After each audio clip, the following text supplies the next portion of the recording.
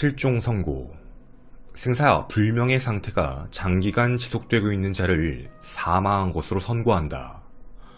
이 말은 참 많은 생각을 들게 합니다. 사람은 사라졌습니다. 그리고 아주 오랜 시간 동안 생존 반응이란 건 없고, 가족들은 돌아오기만을 기다리지만 결국엔 이렇게 사망 처리를 해야 합니다. 살아있길 바라지만 만약에 사망했다면 도대체 어디 있는지, 무슨 일이 있었던 건지 아무것도 알 수 없는 상황이 되어버립니다.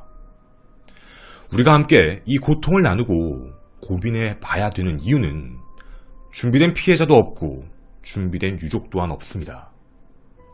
오늘 이 사건에 과연 범인이 있다면 그 범인이 누구인지, 그리고 그게 아니라면 왜 이렇게까지 꼬인 건지 함께 많은 고민, 그리고 함께 많은 아픔을 나눠주셨으면 좋겠습니다.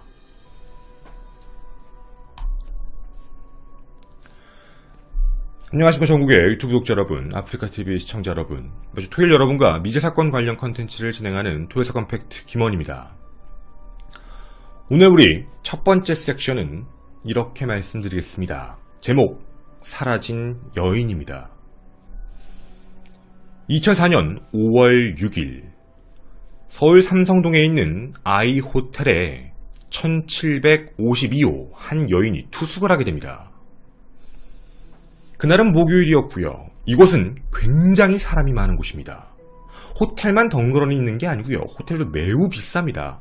하루 숙박료가 30만원을 넘는 공간이고 맨 위에는 스카이 라운지가 있기 때문에 방문하는 사람이 많지요. 그리고 지하에는 아주 큰 규모의 영화관도 있고 아쿠아리움도 있고 굉장히 많은 사람들이 방문할 수 있는 복합 단지가 함께 존재합니다. 그런데 이 객실 1752호 새벽 1시경에 좀 이상한 일이 하나 생겼습니다. 다량의 물이 바깥으로 새어나왔다는 것이죠. 호텔 같은 데를 오래 다녀보신 분들은 아실 수도 있는데, 호텔에 물이 잘못 넘치면 객실과 일자거나 혹은 호텔이 더 높은, 화장실이 높은 경우도 있습니다. 배수로가 안에 없는 외국 호텔들의 특징 중에 하나인데, 바깥쪽으로 물이 새어나오면 카페트를 다 적시는 경우죠. 이런 특이한 일이 있던, 왜 그런진 모르겠지만 그런 객실이었습니다. 그런데 이 여인은 다음날 아침 모습을 또 나타냅니다. 2004년 5월 7일 금요일 오전 10시에 호텔과 연결된 지하 미용실에 가서 머리 손질을 했는데요. 당시 목격자의 이야기입니다. 딱 봐도 배가 좀 부르셨고요. 임산부셨어요. 미용하면서 이런저런 얘기를 하잖아요. 말씀을 들어보니까 중국으로 간다라고 하시더라고요. 그리고 이 이야기는 이 여인이 당시 했던 전화통화를 통해서도 알 수 있습니다. 대전의 교회 집사 정씨에게 전화를 해서 이런 말을 합니다. 전에 말씀드렸죠? 그 사람 오면 8시에 중국으로 떠납니다 라고 말을 합니다. 우리가 여기서 알 수 있는 건 2004년 5월 7일 금요일 저녁에 그녀는 중국으로 떠나는 겁니다. 이후 휴대폰 매장으로 가서 휴대폰을 해지합니다. 한 남성을 만나 식사를 한 뒤 호텔방으로 돌아온 시각은 오후 1시였지요. 그렇게 그녀는 영원히 사라졌습니다. 벌써 16년이 되었지요. 그녀는 당시 나이 39세, 바로 김윤숙 씨입니다. 자, 여러분은 어떤 생각이 드십니까? 그녀는 아마 중국으로 떠날 계획이었습니다. 단순한 여행은 아니지요. 아마 핸드폰까지 해지한 걸 보면 꽤 오랜 시간 혹은 거기서 아예 살 마음이었던 것 같습니다. 서울 호텔에 왜 묵었을까라는 생각을 해보면 공항에 가기 위해 그 전에 머문 곳, 그러면 서울에 살지 않는 것인가? 대전에 있는 집사님께 전화를 한 걸 보면 원래 거주지가 대전이었나? 이런 여러 가지 유추도 해볼 수 있겠네요. 그런 그녀가 아예 사라졌다라고 얘기하는 건 우리가 한 사람을 의심해 봐야 될 것 같습니다. 그 사람이라고 불렀던 한 남성에 집중을 해야 될 수밖에 없지요. 그 사람은 목격자이자 용의자일 수도 있습니다. 그리고요, 또 다른 목격자 진술이 하나 있었는데 바로 1시쯤에 들어갔다라고 얘기를 드렸죠. 호텔 1시쯤에 뭘 많이 할까요? 객실 청소를 많이 합니다. 근데 객실을 청소하시던 분이 목격을 한 게 하나 있었습니다. 혼자 들어간 게 아니라 한 남성과 함께 들어갔다라는 것이죠. 자, 그럼 우리는 궁금합니다. 도대체 왜 사라진 걸까? 그리고 우리 머릿속에 되게 많은 생각이 떠오릅니다. 아니, 호텔 안에 사라졌으면 CCTV 있을 거 아니야. 그리고 실종됐으면 뭐 신고라도 들어갔을 거 아니야. 그 남자를 체포해서 뭔가 흔적이라도 찾아보면 될 거 아니야. 아, 여기 어딘지 난 알아. 삼성동에 있는 되게 큰데 여기 지하에 CCTV 다 확인해보면 나오는 거 아닌가? 범인 잡을 수 있는데? 혹은 자발적으로 사라졌으면 그것도 확인해볼 수 있을 텐데. 그 많은 생각을 함께 가져주시고 봐주시면 좋겠습니다. 자, 이제 저희는 두 번째 섹션 호텔의 기록에 대해서 함께 살펴보겠습니다. 5월 7일 그녀가 그 안에 들어가고 사라졌습니다. 그럼 우리가 제일 궁금한 건 언제 체크아웃을 했을까라는 생각이죠. 체크아웃 시간은 원래대로면 그날이었습니다. 왜 그날이죠? 5월 7일 금요일날 이제 떠나야 하니까. 중국으로 말입니다. 그리고 그날 저녁 9시 비행기, 다롄행 비행기가 예매가 되어 있는 상황이라고 했습니다. 근데 이상합니다. 그날 체크아웃을 하지 않았습니다. 1시쯤에 두 사람이 들어갔고 한 사람이 나옵니다. 근데 그 남성이 나왔는데요. 그 사람은 그날 나오고 나서 여기를 하루 숙걸 연장합니다. 즉 정확히 표현을 해드리자면 5월 7일이 아니라 5월 8일에 체크아웃을 한 것으로 확인이 됩니다. 그리고 5월 8일 오전에 체크아웃을 하면 뭘 해야 될까요? 호텔에 있는 사람들은 청소를 하게 됩니다. 자, 이제 그들의 이야기입니다. 5월 8일 오전에 청소를 하러 들어갔는데 정말 이상했습니다. 뭐가 이상했냐면 호텔 객실 바닥이 물에 젖어 있었고요. 아, 그건 우리도 알고 있는 사실이죠. 근데 거기서 끝나지 않습니다. 발자국이 너무 어지러울 정도로 많이 찍혀 있었습니다. 그리고 객실 내에 있는 화장실을 다 썼고요. 그리고 분명 그날 가운 2장, 사람들이 입는 가운, 그리고 수건 7장이 있는데 그 종류별의 모든 수건, 그리고 거기 있는 가운까지 모두 흠뻑 젖은 상태로 욕조에 담겨 있었습니다. 청소를 하면서 너무 이상했어요 라고 얘기를 하고 있는 것이죠. 자, 또 다른 증거가 있지 않을까 궁금했는데 그날 5월 7일에서 5월 8일 넘어가는 새벽에 항의가 한 번 있었습니다. 시끄러워요. 아니 1752호 뭐 하는 건지 모르겠는데 TV 소리 너무 크게 해놨습니다. 바깥에까지 소리가 나올 정도로 TV 소리를 매우 많이 높여놓은 것이었죠. 자, 우린 정말 이상한 겁니다. 우리가 여기서 이상하다고 찝는 이유 중에 하나는 그녀는 분명히 중국으로 5월 7일에 가야 돼서 체크아웃을 했었어야 되는데 하지 않았고요. 다음날 체크아웃 했을 때 현장이 매우 이상했다는 점, 그리고 목격자 중 그 누구도요 그녀를 본 적이 없습니다. 본 사람은 그냥 남자만 봤다라고 얘기하고 있죠. 세 번째 섹션입니다. 그런데 왜 이런 일이 발생됐을까요? 우리가 제일 주목하고 싶은 CCTV. 아니 이거 가족들이 실종신고하거나 아니면 그 남자라고 하는 사람이 실종신고하거나 깔끔하게 끝날 문제 아닌가? 여기가 중요한 키포인트입니다. 자, 여러분, 실종신고는 누가 해야 될까요? 가족과 같이 있었던 남자, 이 사람이 마지막 목격자입니다. 용의자가 아니라면 말이죠. 그리고 같이 호텔 객실에 있는 걸 봤을 땐 좀 친한 사이인 것 같은데 이 사람이 먼저 하던가 아니면 가족이 먼저 하던가 둘 중 하나입니다. 그럼 지금부터 가족의 입장을 먼저 말씀을 드려보겠습니다. 아무도 몰랐습니다. 가족들은 이 일을 까마득히 모르고 있었고요. 이거에 대해서 가족들이 알게 된 건 21일이 지나서입니다. 이유는 집사님 때문이었습니다. 자, 실종된 김 씨는 대전의 한 교회에서 오랫동안 다닌 것으로 확인되는데 2004년 초부터 이상한 행동을 하기 시작합니다. 만났던 한 남성과 함께 중국으로 갈 것이다 라고 하며 자동차와 아파트를 모두 처분합니다. 그리고 그 남자의 아이를 가졌다 라고 얘기를 합니다. 그리고 또 하나 이상한 게 있었습니다. 확인해보니까 아파트를 팔았다 그랬죠. 어디 살았지? 서울 살고 있었습니다. 여러분 이거 이상하지 않나요? 서울을 살고 있다. 아니 서울에 사는 사람이 왜 서울에 있는 호텔에 머물지? 저희가 아까 얘기한 그 내용과도 매치가 안 됩니다. 차라리 대전에 사는 사람이 그냥 넘어가면 상관이 없는데 그럼 뭐 서울에 묵었다가 공항으로 갔구나 이럴 수 있겠는데 서울에 사는 사람이 그 비싼 서울의 호텔에 가서 잠을 자고 그리고 중계할 계획을 했다. 이것도 분명 이상한 점입니다. 자, 어떻게 알게 된 계획이었냐면 집사님이 이런 이야기를 합니다. 그게 김인숙 씨가 좋아하는 만나는 남자가 있었는데 그 남자 사실 유부남입니다. 그리고 만난 지 좀 됐어요. 98년경부터 만난 걸로 알고 있는데 아이를 가졌고 분명히 이혼을 하겠다라고 했습니다. 그리고 그 남자가 김인숙 씨한테 뭐라고 했냐면 자기가 운영하는 회사, 법인회사의 공금을 빼돌려서 우리 도망가자. 나 이거 회사 운영하는데 너무 힘들잖아. 그냥 여기 있는 거 그냥 불법으로 다 빼자. 횡령인데 이거 범죄잖아. 그리고 우리 도망가자. 중국으로. 근데 인터폴에 수배될 수도 있잖아. 그래서 내가 브로커 한 명 찾았어. 위조 여권을 만들 사람. 그래서 위조 여권을 만들어서 함께 떠난다고 한 겁니다.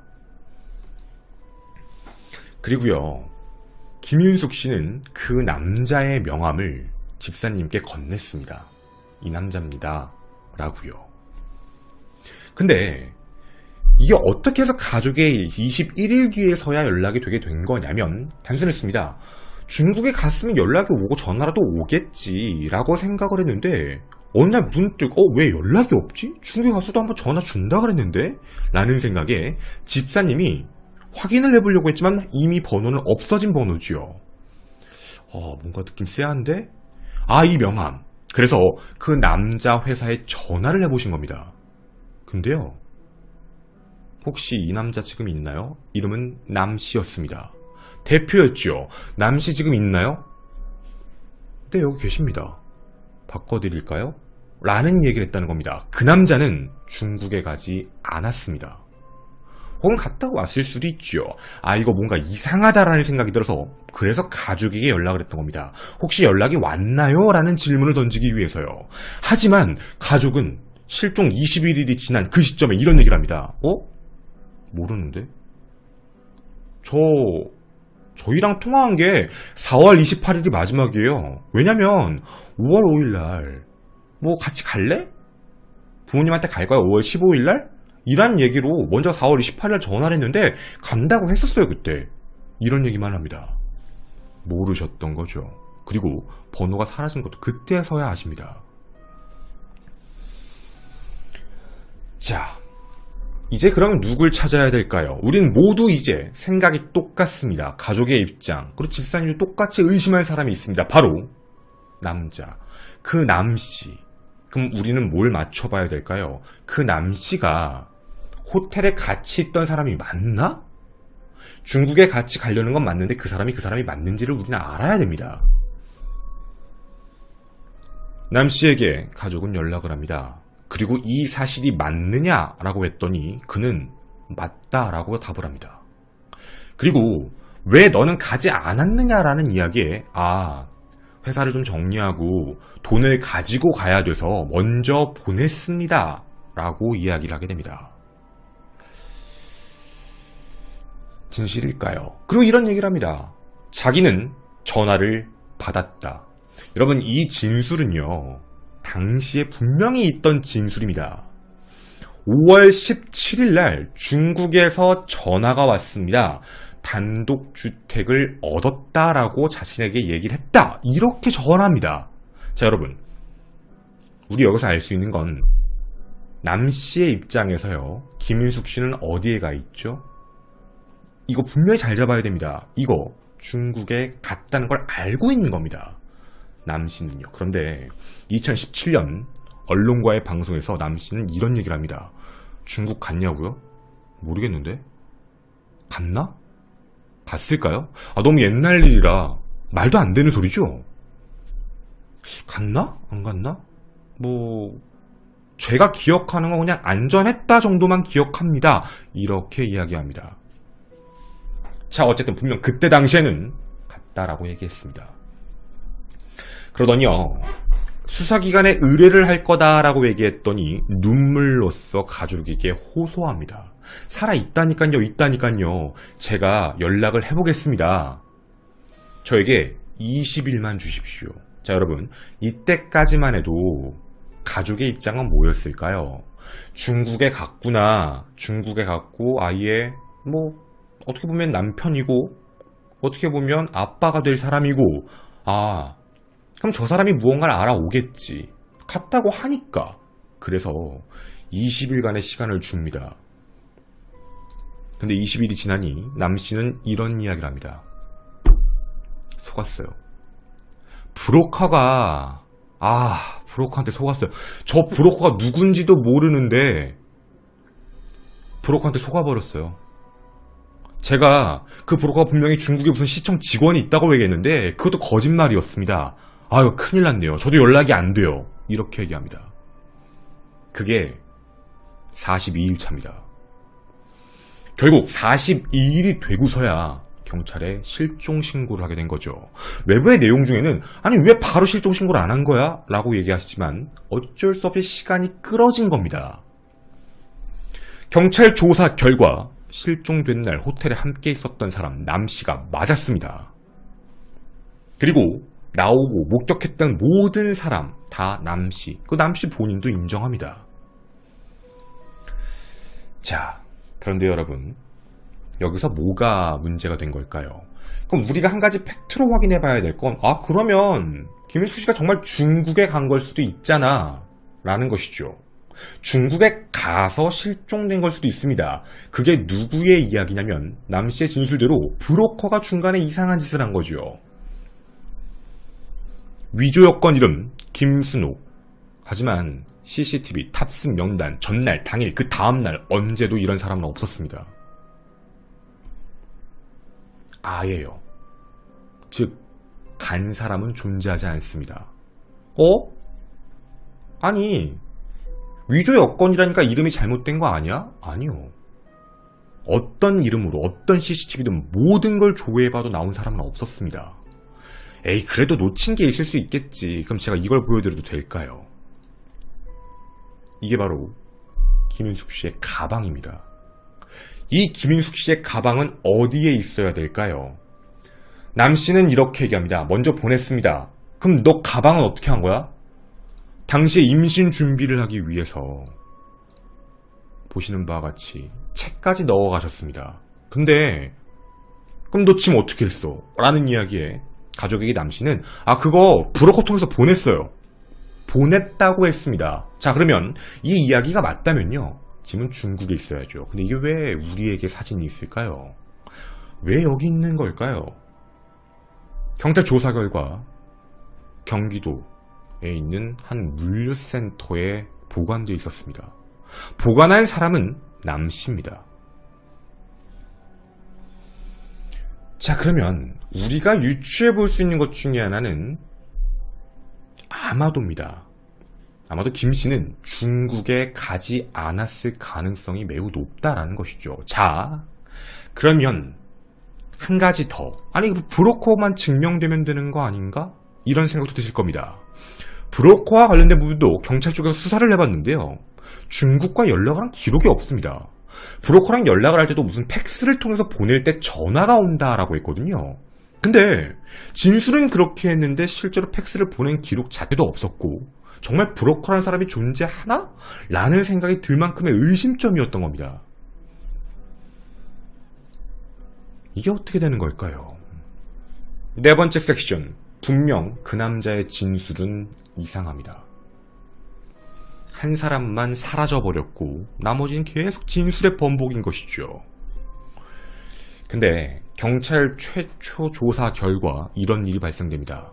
체포가 되고 나서 3일만 시간을 주십시오. 자백하겠습니다. 정리 좀 하고 올게요. 그리고 3일 뒤 살해했다고 얘기를 합니다. 목을 졸라 죽였습니다. 그럼 당신은 어떻게 끌고 나간 겁니까? 라는 이야기에 어깨에 메고 끌고 가서 그냥 지하 주차장에 가서 차에 넣고 그 다음 유기했습니다. 라고 이야기를 합니다. 그럼 우리는 이런 생각을 할 겁니다. 아니 이게 CCTV 안 남았나? 네. CCTV에 남을 수가 없는 상황입니다. 여러분 지금 이게 외부 블로그나 외부 사이트 같은 데 보면 CCTV 캡처본이나 그리고 뭐 내부의 정황 증거, 뭐 젖은 수건, 젖은 뭐 휴지, 버려진 휴지 이런 사진들이 떠돌아다니는데 그거 다 재현입니다. 제가 지금까지 드린 말씀을 잘 기억해 보시면 이게 수사가 들어간 건 실종되고 42일이 지났습니다. 이미. 꽤 오랜 시간이 지났죠.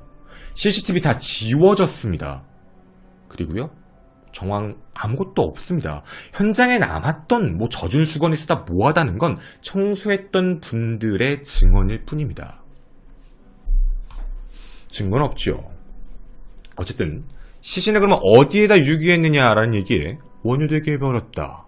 행주대고 밑에 버렸다. 탄천에 버렸다. 토막을 냈다. 계속 진술을 번복합니다. 결국 그렇게 시신을 못 찾았지요. 그리고 나중에 진술을 번복합니다. 경찰 강압에 의한 허위 자백이다 라는 이야기지요. 증거가 너무 없었기 때문에 검찰 입장에서도 기소조차 못하게 됩니다. 무슨 증거로요? 첫 번째, 그 객실 내에 있는 데서 혹시 혈흔이 있었나? 혈흔 반응 검사해봤지만 안 나옵니다. 아시겠지만 여긴 특급 호텔이라서 매일 깨끗하게 청소를 합니다. 그리고 분명히 어떻게 생각해보면 남씨의 진술대로면 피를 내서 살해했다라기보다는 목을 졸랐다라고 볼 수도 있거든요. 그래서 혈액이 안 나왔을 수도 있습니다. 어떠한 증거도 없는 상황이라 기소가 되지 않고요. 결국엔 사기 혐의로만 기소됩니다. 근데 이게 외부에 좀 잘못 알려진 것 중에 어떤 거였냐면 이 가방 4개를 횡령했다라는 걸로 사기 혐의로 구속됐다는 얘기가 있는데 정확히 그게 아닙니다. 돈 문제였습니다. 확인해본 결과 남씨는 김씨의 돈 3천만 원을 받은 것으로 확인이 됩니다. 근데 그 3천만 원이 뭐였냐면요. 2004년 초 차와 집을 처분했다. 기억하시지요?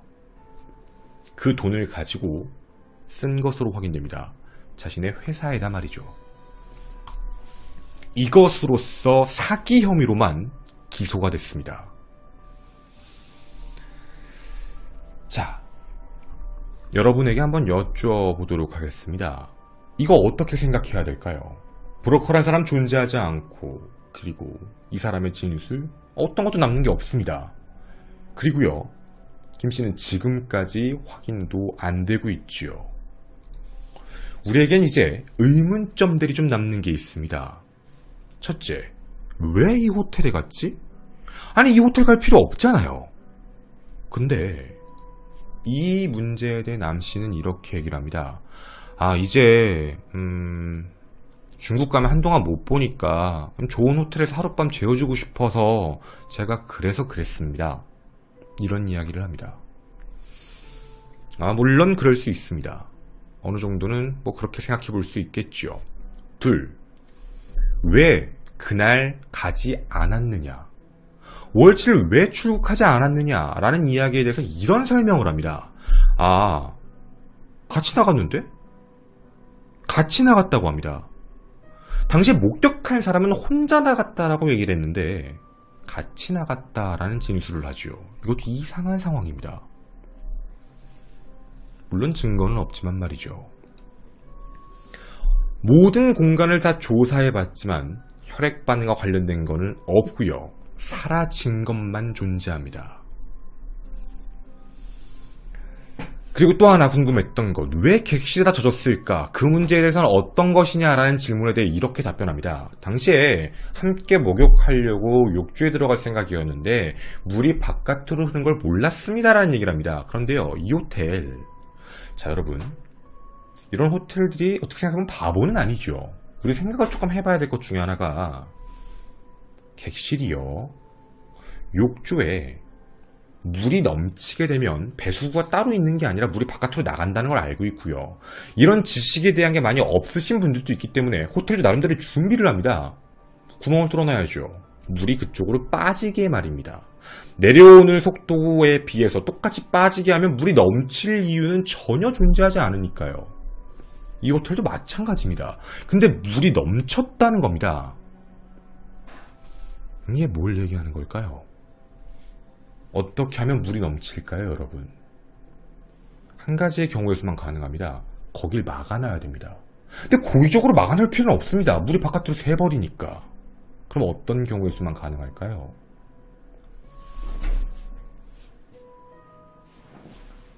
누군가가 대고 있으면 가능합니다. 욕조가 넓지 않기 때문에 그 안에 넣어놓고 그대로 막혀 있었다면 물이 바깥으로 충분히 새겠지요. 물론 다 정황입니다. 놀랬겠지요. 물 넘쳤다. 그러면 뭘 해야 될까요? 수건으로 닦아야 됩니다. 근데 그게 바깥까지 다 흘렀다 정도까지는 유추할 수 없었겠지요. 그 닦은 흔적이 아닐까라는 의심밖에 드는 게 없습니다. 물론 다 의심이죠. 자, 여러분이 들으실 생각은 어떤 생각이십니까? 이게 과연 어떤 내용이 맞을까요? 여러분에게 질문 한번 던져보고 싶습니다. 남씨는 정말 억울한 사람일까요? 아니 그냥 난 내가 사랑하는 사람을 중국에 보내려고 했고 브로커를 믿었는데 브로커 때문에 일이 꼬여버렸어요. 저도 어디 있는지 모릅니다. 라는 사람일까요? 아니면 살인마일까요? 근데 이런 생각이 듭니다. 남씨가 만약에 이 방송을 본다면 꼭 질문을 던져보고 싶은 게 있습니다.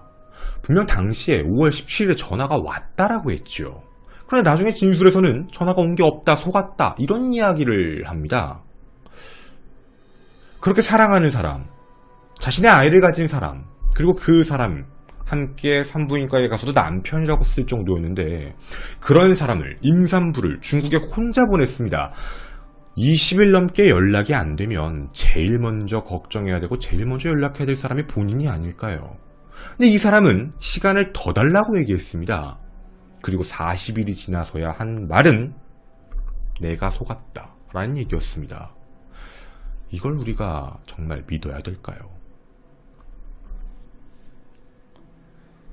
여러분, 이 사건은 살인죄조차도 기소가 안 됐습니다. 증거가 없기 때문이지요. 갑자기 문득 이런 생각이 듭니다. 우리나라는 모든 게 가해자 중심으로 진행이 됩니다. 법망이죠. 제가 그동안 봤던 모든 공판도 마찬가지입니다. 가해자는 어떤 얘기를 던져도 됩니다. 피해자를 대변하는 검사님이 이걸 모든 걸 증명해야 됩니다. 증명을 못하면 무죄추정의 원칙상 가해자의 손을 들어줍니다. 근데 문득 이런 생각이 듭니다. 왜요? 억울한데 억울한 죽음까지 증명해야 되는 게 왜 피해자의 편이어야 될까요? 정말 이상합니다. 차라리 가해자가 정황을 다 증명해야 되는 게 아닌가요? 가해자가 그걸 증명 못하면 가해자가 의심을 받아야 되는 게 맞는데 가해자는 지금 증명을 하나도 못했습니다. 브로커가 누군지도 연락한 기록도 없고요. 나간 기록도 없습니다. 위조 여권? 그럼 본인 건 어디 있죠? 본인 위조 여권도 없습니다. 이걸 왜 검사 측에서 증명을 해야 되는 걸까요? 분명 이상한데 말이죠. 여러분, 그리고 문득 이런 생각이 듭니다. 남씨는 굉장히 우수한 명문대 졸업 출신이라고 합니다. 머리가 매우 비상하다라고 알려져 있고요. 확인해본 결과 남씨가 이 사건이 처음이 아니라고 합니다. 살인과 관련된 혐의로 이전에 한번 기소가 되고 재판을 받았던 기록이 있었다고 합니다. 자신의 어머니를 죽였다라는 것이죠. 내용은 이런 거였습니다. 어머니를 태우고 서울로 올라오는데 탈 때까진 멀쩡하셨는데 도착해보니까 사망해 계셨다. 목뼈가 부러진 상태였습니다. 근데 진술을 이렇게 합니다. 운전하고 오다가 130km 달리고 있었는데 한 2번 정도 차가 끼어들어서 급브레이크 같은 걸 밟았다. 자, 여러분, 어떤 생각이 드십니까? 제가 여러분한테 아무리 그래도 어머니를? 자신의 아버지가 좀 유산이 있었다고 합니다. 아버지는 다른 여성과 재혼을 한 상황이었고요. 즉 친어머니는 아니었죠. 근데 그 재산이 누구에게 돌아갈까요? 한창 그런 문제가 있을 때였다고 합니다. 그런데 그 어머니가 사망을 하게 됩니다. 결국 그 사건도요, 직접 증거가 없습니다. 당시의 재판 판결은 이렇게 나왔거든요. 급브레이크를 밟았다, 부딪혔다, 우연히 사망했다, 목이 부러져서. 여러분, 이 사람 자신의 목적을 위해서 한 행동치고는 꽤나 이어지는 게 많지 않으신가요? 정말 만약에 이 모든 게 우연이라면 좀 이상하긴 합니다. 그리고 이 남자 특이한 진술을 하나 합니다. 기억이 안 난다. 그런데요, 자신과 피해자가 같이 있는 공간에서의 상황은 너무 정확하게 설명합니다. 근데 당장 자기가 사랑하는 사람이 중국에 간 거를 전화를 받았다는 내용조차도 기억을 못 하거든요. 이걸 우리가 어떻게 생각을 해야 될까요? 남씨가 이 영상을 볼지 모르겠습니다. 만약에 본다면, 그리고 뭐 언론사와도 여러 가지 인터뷰를 하신 걸로 알고 있습니다. 저희에게도 연락을 꼭 주셨으면 좋겠습니다. 정말 여쭤보고 싶은 게 너무 많거든요. 왜냐면 생각하시는 것보다 허점이라는 게 옛날에 말씀하신 걸 저희가 구하고 자료를 보다 보니 이제 2017년에 와서 언론 방송사와 말씀하신 것과 괴리감이 너무 크더라고요. 그래서 꼭 여쭤보고 싶은 허점들이 꽤 많습니다. 자, 여러분께 이렇게 질문을 드리고 싶습니다. 어디에 계신 걸까요? 그리고 어떻게 우리가 찾아야 될까요? 현재까지 생존 반응은 아예 있지 않은 상황입니다.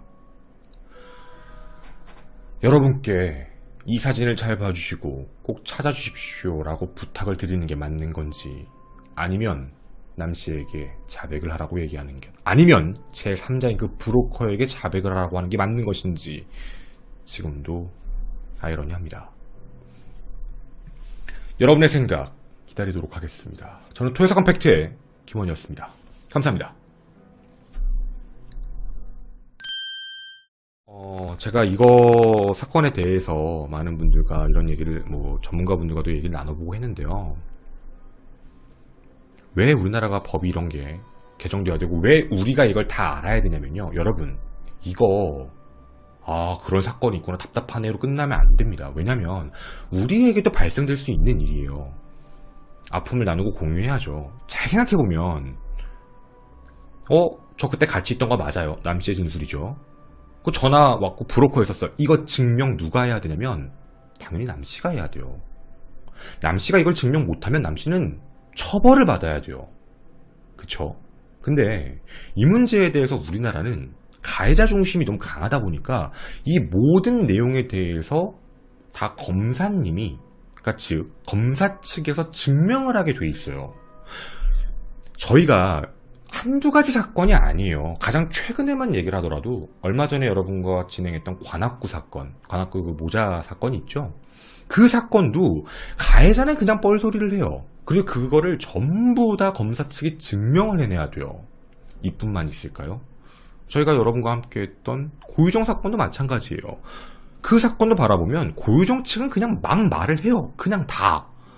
근데 그거에 대해서 증명은요, 검사 측이 해야 돼요. 너무나도 오래 걸리잖아요. 근데 우리 다시 역으로 생각해보면 살인사건과 관련된 문제에서 살인사건은 피해자가 존재하지 않아요.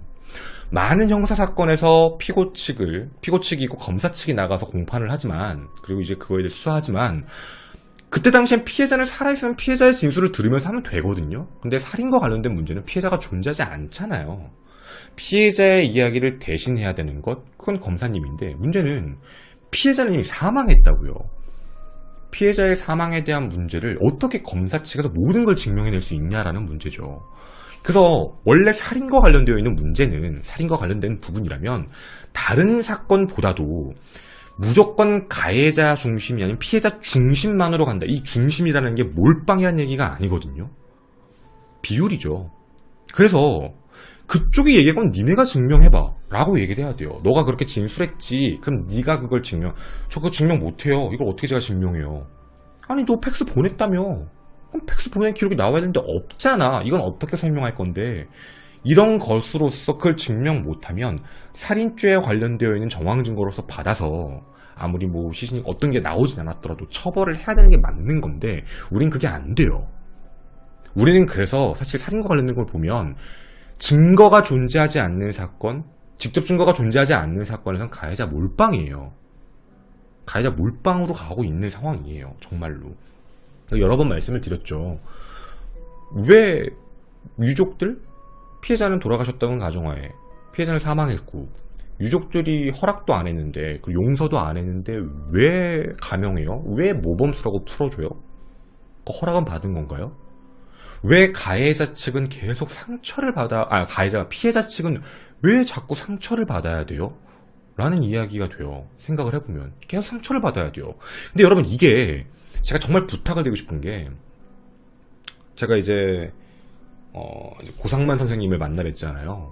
되게 이제 좋은 분께서 소개를 시켜주셨고 그분도 저희 방송을 보셨다고 그랬고 그래서 이제 고상만 선생님 정말 유족들의 편 이제 피해자 편에 서서 피해자의 목소리를 전하는 그러니까 군 의문사 진상도 많이 하셨고 조사도 많이 하신 되게 저하고는 사실 비교할 수도 없는 그런 분인데 그분께서도 저한테도 그랬어요. 그러니까 이게 그냥 우리가 바라봤을 때는 저런 사건이 끔찍하다 너무 아프다 저거 잘 됐으면 좋겠다로 끝나는 게 대부분인데 우리 잘 생각해 볼까요?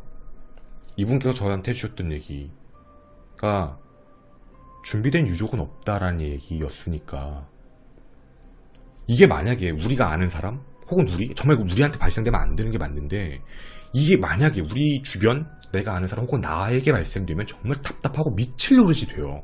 제가 오늘 이야기해드린 게 본인이 거라고 생각을 해보면 정말 미치는 거예요.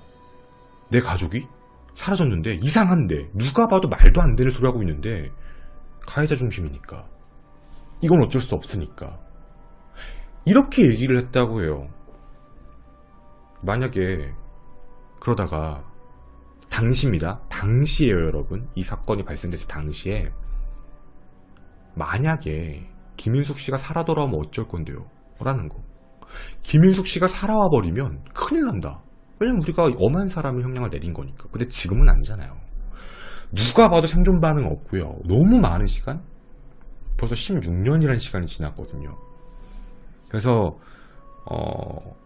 우리는 꼭 생각을 하고 가슴속 깊이 생각을 해보고 더 뉘우쳐보고 공감하고 그리고 두 번 다시 이런 일이 발생돼서도 안 되고 이런 일은 해결이 돼야 되고 그게 맞다라고 보여지거든요. 사실 저희가 이 사건을 보면서 머릿속에 떠오르는 건 너무 단순했어요. 어떤 정황이든 다 이해는 할 수 있겠는데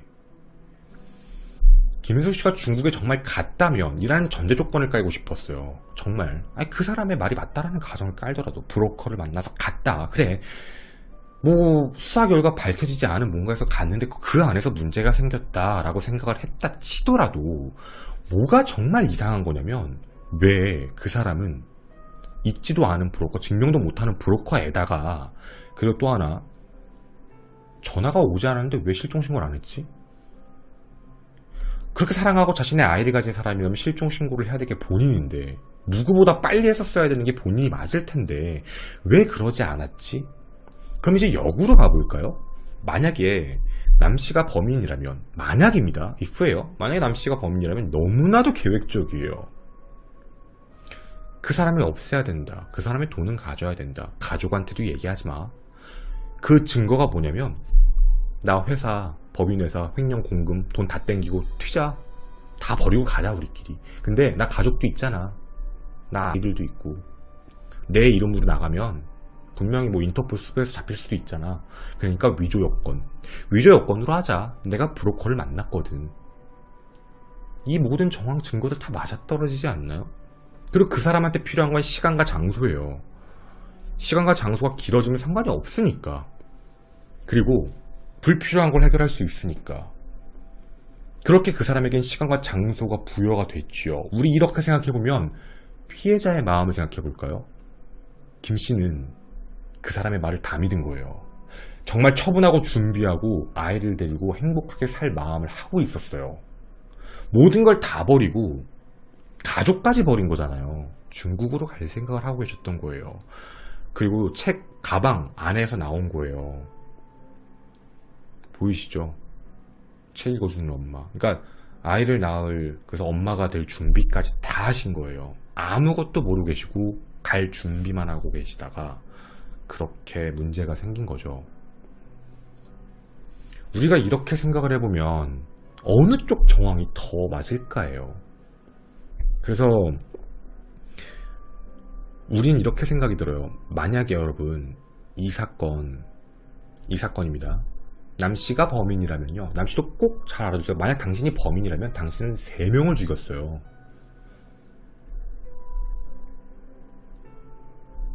자신의 이제 새로운 엄마, 얼굴 엄마, 그리고 시간이 지나서 사랑하는 사람이었던 김인숙 씨, 그리고요 그 안에 있는 당신 아이까지요. 그러니까 만약에 이 정도라면 연쇄살인마죠. 정말 자신의 목적과 이득을 위해서 불필요한 존재를 다 없애는 사람. 그런데 아니라면 정말 억울한 사람이죠. 너무나도 억울한 사람. 여러분의 생각도 되게 궁금합니다. 네. 자, 제가 이걸 올리면 이제 대한민국 법에서 증거 위주에 대해서 많이 생각하니, 그래도 증거가 있어야 기소가 되지. 그 정말 우리나라 법에 많이 체득되신 거예요. 정말 많은 체득. 이게 사실 우리나라 법에 맞춰서 생각을 해보면 맞거든요. 증거 없잖아요. CCTV 없어, 혈액 반응 없어, 브로커를 통해서 나갔다고 하니까, 위조 여권을 통해서 이름이 바뀌었으니까. 근데 물론 그 사람 이름이라고 얘기해도 조회가 안 됐으니까 브로커가 마지막에 여권을 바꿨나 보지, 뭐 이러면서요. 그래서 중국에 가서 문제가 생길 수도 있잖아. 중국에서 사망했으면 신원도 안 나오니까 당연히 그럴 수도 있잖아, 이렇게 얘기할 수 있어요. 그게 아마 무죄 추정의 원칙이라는 규칙으로 전달을 해주신 거일 거예요. 근데 이걸 부정한다는 게 아니에요. 근데 그게 그 무죄 추정의 원칙에 대한 문제가, 무죄 추정의 원칙은 가해자, 즉 피고 측이 무죄일 것을 생각을 하면서잖아요. 이걸 조금 더 역으로 생각해보면, 이제 좀 더 외국으로 넘어가 보면 잘 생각해보세요. 피해자 중심이, 우리나라는 가해자 중심의 법치여서 그래요. 피해자 중심으로 살짝 넘어가 보면 무죄 추정의 원칙은, 그래 너는 무죄야, 판사님께서 너는 무죄야, 너는 무죄인 거 믿어줄게, 증명해가 맞는 거예요. 네가 얘기한 진술이 진짜여야지. 자, 너 그날 같이 나왔다 그랬지. 같이 나오고 증명할 수 있는 방법 있니? 그리고 너 분명히 브로커 만났다 그랬지. 브로커 증명할 수 있니? 그리고 너 전화 그때 받았다 그랬지. 근데 너 왜 나중에 그 전화 받은 거에 대해서 왜 기록이 없니? 이런 거예요. 그러니까 이런 모든 부분에 대해서 이거를 검사 측이 입증을 할 게 아니고요. 이거는 가해자, 자기가 무죄니까 나 무죄라고요. 가해자가 무죄 추정을 해야 되잖아. 가해자는 무죄잖아요. 나 무죄입니다 라고 주장하고 있는 거니까, 너가 얘기하는 그 모든 사실이 진실이라면 그 진실을 증명해봐봐. 얘기를 다 해봐봐, 명확하게. 그걸 거의 전달을 잘 해줘야 되는 게 맞는 거예요. 살아있는 사람의 이야기를 들어야 되면 살아있는 사람, 그 현장에 있었던 사람이 직접적으로 얘기를 해줘야죠.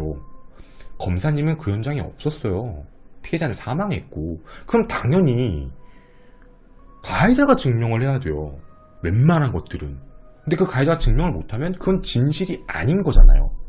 진실이면 증명이 될 것들이 너무 많을 거야. 내가 너무 구체적이거든. 내가 어디가 너무 억울하니까, 내가 어디서 누구 만났고, 내가 어디서 누구 날 봤고, 내가 그때 당시 어디까지 같이 나갔고, 어디에 가서 우리가 뭘 샀고 뭘 받고 누구를 했고.